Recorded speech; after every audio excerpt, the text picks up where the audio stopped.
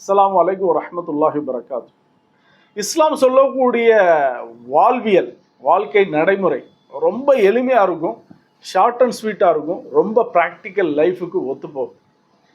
நபி ஸல்லல்லாஹு அலைஹி சொன்னாங்க, அல் அனாத்து மினல்லா, எல்லாத்துலேயுமே நிதானமாக நடக்கிறது அல்லாஹு தாலா கொடுத்த கிஃப்ட். வல் உஜ்லத்து மின ஷைத்தான், அவசரப்படுறது, ஃபாஸ்ட்டாக செய்கிறது, டக்கு டக்குன்னு வரணும்னு நினைக்கிறது, இது ஷைத்தானுடைய புறத்துல இருந்து உள்ளது அப்படின்னா. இதே ஹதீஸை ஹாத்திமுல் அசம் ரஹ்மத்துல்லாஹி அலைஹி அவங்க சொன்னாங்க,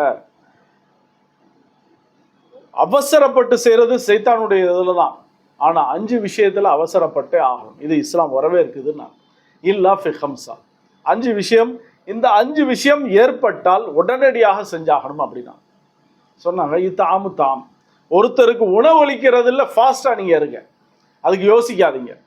தஜ்ஹீசுல் மையத், ஒருத்தர் இறந்து போயிட்டார், ஆணோ பெண்ணோ, அதை கஃபன் செய்கிறது தஃபன் செய்கிறதுல உடனடியாக செய்யுங்க, அதை லேட் பண்ணாதீங்க அப்படின்னா.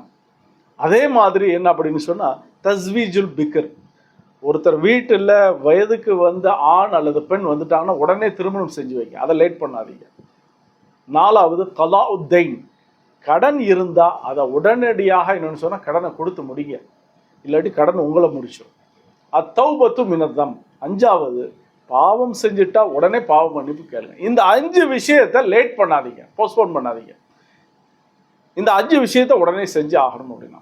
இப்போ என்னுடைய கருத்தும் கூட, தொழுகையுடைய நேரம் வந்தால் அதையும் தாழ்த்தாதீங்க, உடனே தொழுதுருங்க. ஏன் அப்படின்னு சொன்னால் அல்லாஹு தாலா குர்ஆன்லேயே சொல்கிறான், என்ன அப்படின்னு சொன்னால் தொழுகை அப்படிங்கிறது அது குறிப்பிடப்பட்ட அந்த நேரத்தில் தொழுதாகணும், உடனே நீங்கள் தொழுதுங்க அப்படிங்கிறதான். அப்போ இந்த மாதிரி விஷயத்தில் அவசரப்படக்கூடாது அப்படின்னு சொல்லி நம்மளை ஷைத்தான் ஏமாத்திட வேணாம். வாஹிர் தாவானா அல்ஹம்துலில்லாஹி ரப்பில் ஆலமீன்.